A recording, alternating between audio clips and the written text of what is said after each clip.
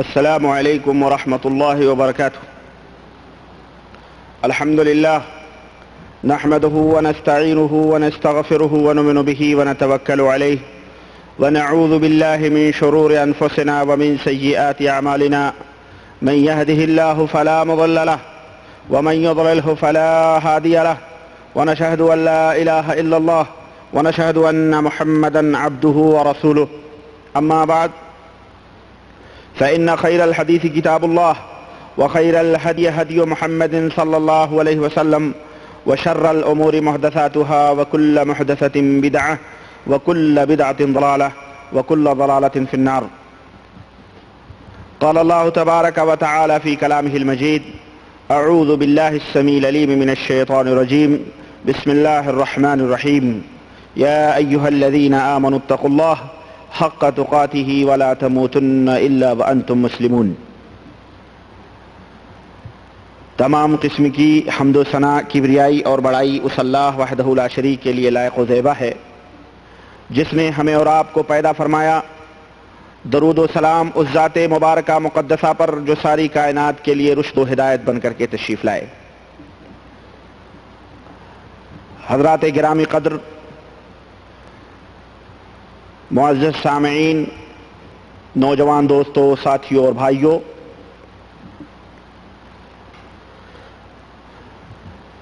اس سے پہلے کہ میں اپنے موضوع کا آغاز کروں، اس کی شروعات کروں،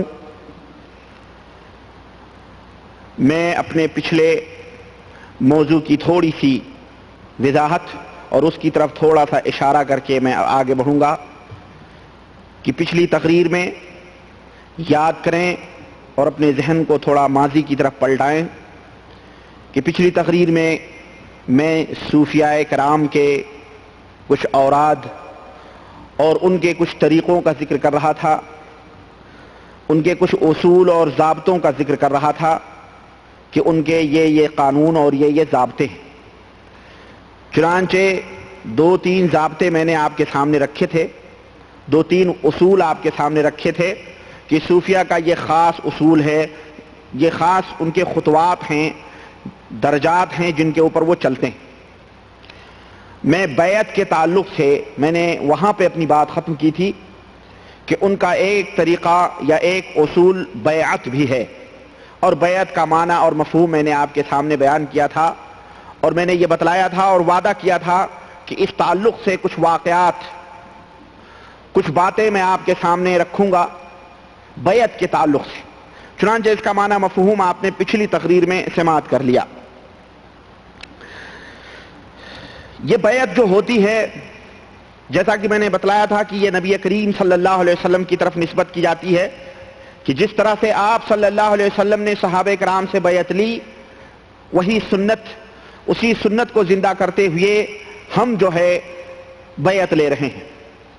چنانچہ میں نے اس کا ایک توڑ بھی پیش کیا تھا کہ اللہ کے رسول صلی اللہ علیہ وسلم کی ایک حدیث ہے کہ آپ صلی اللہ علیہ وسلم نے فرمایا کہ اگر کسی جگہ کوئی ایک امیر مسلمانوں کی جماعت کا ایک امیر ہے اور وہ امیر لوگوں سے بیعت لے رہا ہے اور اس کے ہاتھوں پہ لوگوں نے بیعت کر لیا ہے، اور اسی کے مد مقابل اگر دوسرا امیر کھڑا ہوتا ہے تو اللہ کے رسول صلی اللہ علیہ وسلم نے فرمایا کہ ایک کو قتل کر دیا جائے۔ صرف مسلمانوں کا ایک امیر ہوگا، مسلمانوں میں اختلاف نہیں ہوگا۔ اس حدیث کی روشنی میں میں نے بتلایا تھا تو پھر ان صوفیاء کا قتل واجب اور فرض ہوا جو گھر گھر، محلے محلے، شہر شہر، بستیاں بستیوں میں لوگوں کے ہاتھوں پہ بیعت لے رہے ہیں۔ کوئی قادری سلسلہ ہے، کوئی نقشبندی سلسلہ ہے، کوئی شہر وردیت کے ہاتھ پہ بیعت لے رہا ہے، کوئی تیجانیت کے ہاتھ پہ بیعت لے رہا ہے، کوئی شاذلیت کے ہاتھ پہ بیعت کر رہا ہے، کوئی چشتیت کے ہاتھ پہ بیعت کر رہا ہے، کوئی نقشبندیت کے ہاتھ پہ بیعت کر رہا ہے، کوئی احمدیت کے ہاتھ پہ بیعت کر رہا ہے، کوئی کسی غرض کی مختلف سلسلے اور مختلف طریقے ہیں، اور ہر پیر اور ہر صوفی اپنے اپنے ہاتھوں پہ بیعت لینے کی لوگوں کو دعوت دیتا ہے۔ اور یہاں تک بتایا جاتا ہے کہ اگر کسی نے کسی ایک مرشد کے یا کسی ایک صوفی کے ہاتھ پہ اگر اس نے بیعت کر لیا ہے تو اس کے لیے حرام ہے کہ وہ کسی دوسرے صوفی کے ہاتھ پہ بیعت کرے۔ اس کے لیے ضروری ہے کہ وہ اسی پیر کو اسی مرشد کو لازم پکڑے۔ چنانچہ اس سلسلے میں دلائل میں جیسا کہ میری عادت ہے کہ میں فریق مخالف کی کتابوں اور اس کی باتوں ہی سے دلائل فراہم کرتا ہوں۔ قرآن و سنت میں ظاہر ہے کہ یہ جو بیعت چل رہی ہے اس بیعت کا کہیں کوئی وجود ہی نہیں ہے، اس کا کوئی تعلق اسلام سے نہیں ہے، بلکہ مکمل سرے ہی سے اس صوفیت کا کوئی تعلق اسلام سے نہیں ہے۔ اور جو لوگ اس دلدل میں پھنسے ہوئے ہیں، بھلے وہ کسی دھوکے کی وجہ سے، شیطان کی بہکاوے میں آنے کی وجہ سے، گمراہیت کی وجہ سے، بہرحال اپنی نسبت اسلام کی طرف کرتے ہیں، ایسے لوگوں کو میں دعوت دیتا ہوں کہ ذرا اپنی آنکھیں کھولو اور اسلام کی اس حقانیت کو اور اسلام کے ان جو ہے حقائق کو اپنے ذہنوں اور دماغ میں بٹھاؤ کہ اسلام مکمل ہے۔ اب کسی کو بھی اس کے اندر کسی اپنی طرف سے کوئی بھی زیادتی یا کمی کرنے کی کوئی اتھارٹی کسی کو نہیں دی گئی ہے، چاہے وہ صوفی ہو، چاہے وہ ولی ہو، کوئی بھی ہو۔ ہمارے اس دین میں قطعاً کسی کو آگے اور پیچھے کرنے کی کوئی گنجائش، یہ اس کی اتھارٹی کسی کو نہیں دی گئی۔ میں عرض یہ کر رہا تھا کہ بیعت کے تعلق سے کچھ باتیں آپ کے سامنے واقعات کے تعلق سے میں بیان کروں۔ چنانچہ میں نے جب کتابوں کا مطالعہ کیا اور اس سلسلے میں نے پڑھی باتیں تو اللہ کی قسم میں ان تفاصیل کو نچوڑ سوچا کہ اس کا نچوڑ پیش کروں، تو بہرحال میں مختصر طور پر اس پوائنٹ پر آپ کا تھوڑا سا وقت لوں گا اور اس کا نچوڑ میں آپ کے سامنے رکھنے کی کوشش کروں گا۔ میں نے اس سلسلے میں کوئی چیز تحریر تو نہیں کی ہے، لیکن میرے پاس کچھ کتابیں ہیں اور یہ کتابیں انہی صوفیت زدہ لوگوں کی ہے جو صوفیت اور ولایت اور اس طرح سے لوگوں کے درمیان اس کا ڈھڈورا پیٹتے ہیں اور لوگوں کے سامنے ان کے کرامات اور ان کے جو ہے عجائبات لوگوں کے سامنے بیان کر کے لوگوں کو شکار کرتے ہیں کہ یہ فلانے حضرت کی کرامت، یہ فلانے حضرت کی کرامت، یہ فلانے حضرت کی کرامت۔ چنانچہ اسی بیعت کے تعلق سے میں نے امام احمد رضا خان فاضل بریلوی جو مجدد دین و ملت ہیں، ان کے یہ شاگرد ہیں، بلکہ شاگرد نہیں بلکہ مرید ہیں، اور یہ ہمارے استاد ہیں حضرت مولانا بدر الدین احمد صاحب قادری اور رضوی مصطفی گورکھپوری۔ ان کا انتقال ہو گیا ہے اور یوپی میں ان کی قبر موجود ہے۔ ان کے تعلق سے چنانچہ احمد رضا کی کتاب میرے پاس موجود ہے، الملفوظ، مکمل یہ ہمارے پاس کتاب موجود ہے۔ اسی کتاب کا نچوڑ انہوں نے اپنی اس کتاب میں امام احمد رضا اور ان کے مخالفین کے حوالے سے پیش کی ہے، تو میں مناسب سمجھتا ہوں کہ گرو کی بات تو رہنے دو، ذرا چیلے نے جو بات نوٹ کی ہے اس کی باتیں آپ کے سامنے رکھوں۔ بیعت کے تعلق سے حضرت ہمارے یہ استاد ہیں، فرماتے ہیں کہ اعلیٰ حضرت فاضل بریلوی سے اس تعلق سے ذکر کیا گیا کہ بیعت کا مفہوم کیا ہے اور بیعت کا معنی کیا ہے، اور یہ اعلیٰ حضرت جو ہیں میں آپ کو بتاؤں کہ ان کی شخصیت کیا ہے، آپ حضرات اس کو اچھی طرح سے شاید نہیں سمجھتے ہیں۔ ہمارے یہ استاد گرامی جو ہیں انہوں نے ان کی شخصیت کے سلسلے میں لکھا ہے کہ اعلیٰ حضرت جو تھے وہ قطب الوقت اور مظہر غوث اعظم تھے۔ یہ ان کی کتاب ہے امام احمد رضا اور ان کے مخالفین، قطب وقت اور مظہر غوث اعظم۔ یہ 337 صفحے میں لکھتے ہیں کہ اللہ تبارک و تعالیٰ نے احمد رضا خان صاحب کو مقدس دین اسلام کی خدمات جلیلہ کے اصطلاح میں ولایت کاملہ کا منصب عظیم عطا فرمایا تھا، اور سرکار رسالت کی سچی غلامی نے اعلیٰ حضرت کو قطبیت کا تاج کرامت بخشا تھا۔ چنانچہ اگر ایک طرف آپ سیدنا امام اعظم ابو حنیفہ رضی اللہ تعالیٰ عنہ کے نائب ہیں تو دوسری طرف حضور سیدنا غوث اعظم محی الدین عبد القادر جیلانی بغدادی رضی اللہ تعالیٰ عنہ کے مظہر بھی ہیں۔ چنانچہ کہتے ہیں کہ آپ کی ذات گرامی حضور غوث اعظم شہنشاہ بغداد رضی اللہ تعالیٰ عنہ کی تجلی گاہ تھی۔ خود حضرت اعلیٰ حضرت بیان فرماتے ہیں کہ انہوں نے ایک دفعہ خواب دیکھا، ان کے والد ماجد نے کمر پکڑ کر، کہتے ہیں میرے والد ماجد نے کمر پکڑ کر مجھے گھوڑے پہ بٹھایا، سوار کیا اور فرمایا 11 درجے تک تو ہم نے پہنچا دیا، آگے اللہ مالک ہے۔ تو حضرت یہ فرماتے ہیں کہ میرے خیال میں اس سے سرکار غوثیت کی غلامی مراد ہے، 11ویں والے پیر ہیں نا، تو 11 درجے تک ان کے والد نے پہنچا دیا، اب اس کے آگے اللہ مالک ہے۔ تو یہ اعلیٰ حضرت کی شان ہے، یہ اعلیٰ حضرت کا مقام ہے۔ ان کی کتاب میرے پاس موجود ہے، ایک ملفوظ اور ایک فتاوی افریقیہ، میں اس تعلق سے کچھ باتیں آپ کے سامنے رکھوں گا۔ چنانچہ ان کے فضائل میں یہ مرید صاحب جو ہیں ہمارے مصطفی رضوی بدر الدین صاحب گورکھپوری، ان کی کتاب یہ لکھتے ہیں کہ اعلیٰ حضرت کی شان کیا تھی۔ اعلیٰ حضرت کی شان یہ تھی کہ جیسا کہ میں نے بیان کیا کہ وہ قطبیت کے مقام اور مرتبے پہ فائز تھے۔ چنانچہ کہتے ہیں کہ سالکین تو سالکین مجاذیب حضرات، مجاذیب یہ مجذوب کی جمع ہے. مجذوب خود ہی تشریح کر رہے ہیں کہ مجذوب وہ ہیں جو شرعاً مرفوع القلم ہوتے ہیں. شرعاً مرفوع القلم ہوتے ہیں یعنی ان کے اوپر نماز ہے، روزے ہیں، حج ہیں، زکوٰۃ ہیں اور دیگر چیزیں ہیں، اخلاقیات ہیں، عبادات ہیں، بندگی ہے، اللہ وحدہ لا شریک کی کچھ بھی ہے. شرعاً مرفوع القلم یعنی ان سے سب معاف ہیں. مجذوب حضرات کون ہوتے ہیں؟ جن سے یہ شریعت کے جتنے بھی اصول اور قانون، عبادات، نماز، روزے، حج، زکوٰۃ، یہ تمام سب چیزیں کیا ہیں؟ معاف ہیں. یہ نہ کریں پھر بھی یہ ولی اللہ ہیں، یہ نہ کریں پھر بھی یہ ولی اللہ ہیں. کہتے ہیں کہ سالکین تو سالکین ہیں یعنی بڑے بڑے بزرگ، اولیاء تو اولیاء ہیں. یہ جو مرفوع القلم لوگ، پاگل مجنو دیوانے لوگ ہیں جن کے اوپر شریعت کا کوئی ذمہ داری ان کے اوپر نہیں ہے، وہ بھی آپ کی یعنی اعلی حضرت کی عظمت و رفعت کے سامنے جبین احترام کو خم کر دیا کرتے تھے. کہتے ہیں کہ ایک مجذوب دینا میاں تھے، ایک مجذوب واقعہ ذکر کر رہے ہیں کہ ایک مجذوب دینا میاں تھے جن کی زبان پوربی تھی، پوربی بھاشا تھی ان کی زبان. وہ صرف ایک لنگوٹی باندھے رہا کرتے تھے. سمجھ رہے ہیں لنگوٹی؟ سمجھتے ہیں نا؟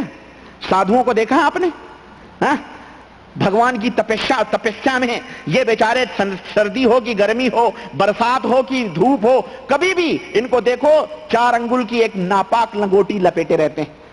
پیشاب کرتے ہیں، ہگتے ہیں، موتتے ہیں، وہی لنگوٹی ان کی رہتی ہے. پوری گھسی ہوئی لنگوٹی اندر رہتی ہے، لنگوٹی ایک دم گھسی ہوئی رہتی ہے اور پورے ان کے سب نظر آتے ہیں. اللہ یہ بھگوان کی تپسیا کر رہے ہیں. بہرحال یہ ان کا دھرم ہے، دھرم تو نہیں ہے، بہرحال یہ ان کا اپنا پیشہ ہے. یہی صوفیت اور مجذوبیت. میں نے آپ کو بتلایا تھا کہ صوفی اور برہمن جو ہوتے ہیں یہ اصل میں ایک ہی حمام کے لوگ ہیں. یہ سب ایک حمام میں سب ننگے ہوتے ہیں، انہی سے عقیدے لیے گئے. تو کہہ رہے یہ مجذوب حضرت جو تھے دینا میاں، ان کی زبان پوربی تھی اور ایک لنگوٹی باندھے رہا کرتے تھے.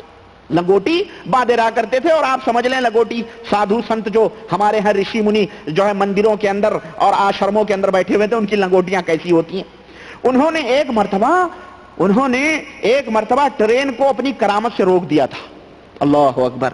اوہو، نہ نماز، نہ روزہ، نہ حج، نہ زکوٰۃ. یہ فاسق و فاجر آدمی جو ننگا شریعت کا مذاق اڑاتا ہے، ان کی کرامت دیکھو حضرت بیان فرما رہے ہیں. یہ ان کے ولی اللہ ہیں. یہ جتنے بھی آپ دیکھیں نا، یہ ریت بہتے ہوئے اور کیچڑ نکلتے ہوئے آنکھوں سے، مغلظات بکتے ہوئے، اور مسلمانوں کی بھیڑ بھی رہتی ہے، اور کبھی درگاہوں پہ، کبھی سڑکوں پہ، کبھی روڈوں پہ، کبھی ریلوے. اکثر ایسے لوگ ریلوے اسٹیشنوں پہ ملتے ہیں. ہم بچپن میں انہیں جاسوس سمجھا کرتے تھے کہ یہ جاسوسی کرتے ہیں حکومت ہندوستان کی، اور پاکستان میں بھی ہیں یہ تمام سب مجذوب اس طرح سے گھومتے پھرتے ہیں، کبھی دمڑی لے کر کے، کبھی تسبیح گڑوں میں، کبھی ننگے رہتے ہیں، ایک دم ننگے رہتے ہیں، ایک دم مادر زاد ننگے. ہم نے اسے بھی مجذوب دیکھا ہے نعوذ باللہ. اور ہم نے آپ کو بتلایا ہے کہ شاہ عبدالعزیز رحمت اللہ علیہ کے زمانے میں اس طرح کا مجذوب دلی کے اندر موجود تھا، خبیث. اور اس کو شاہ عبدالعزیز رحمت اللہ نے ذلیل کیا، جو اپنا عضو تناسل پکڑ کے مجذوب کہتا تھا، آسمان کی طرف اٹھا کے کہتا تھا کہ یہ اللہ کی الف نعوذ باللہ. اس طرح کے بھی ولی گزرے ہیں. اور ایسے لوگوں کو ولی اللہ، یہ ہمارے ہندوستانی، پاکستانی مسلمان، بنگلہ دیشی مسلمان اس کو ولی اللہ تصور کرتے ہیں.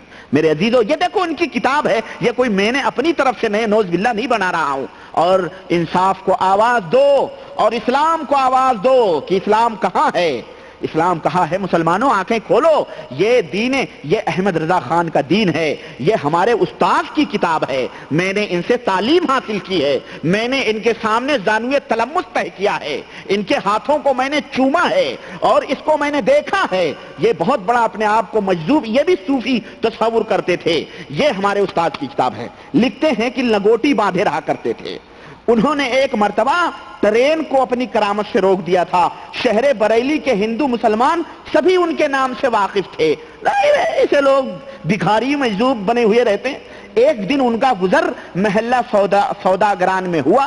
یہ سوداگران کا جو محلہ ہے یہ اعلی حضرت کا محلہ کہلاتا ہے. آج بھی وہیں ان کی قبر ہے اور دادے اور ان کے پوتے پڑپوتے نواسے سجادہ نشین بنے ہوئے ہیں. اور ان کے ہاتھ پیر ہمارے ہندوستانی یہ قبر پرست جو مردوں کو چومتا ہے، ان کے ہاتھوں پیروں کو بھی چومتا ہے. یہ ایک دفعہ اس کا کوئی آیا تھا، اس کی تاریخ بھی ہے، میں کیا بتاؤں، چھوڑیں آپ.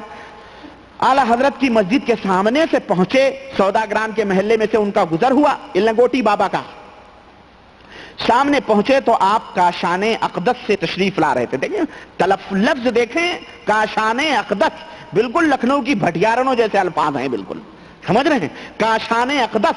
کبھی یہی کاشان اقدس نبی کریم صلی اللہ علیہ وسلم کے لیے استعمال کرتے ہیں, اور اپنے اعلیٰ حضرت 14 صدی کے اس مجدد دین بدعت کے لیے کاشان اقدس استعمال ہو رہا ہے. تشریف لا رہے تھے, دینا میاں آپ کو دیکھ کر بھاگے. وہ جو لنگوٹی پہنے ہوئے تھا مجذوب ولی اللہ, حضرت اعلیٰ حضرت کو دیکھ کے بھاگا.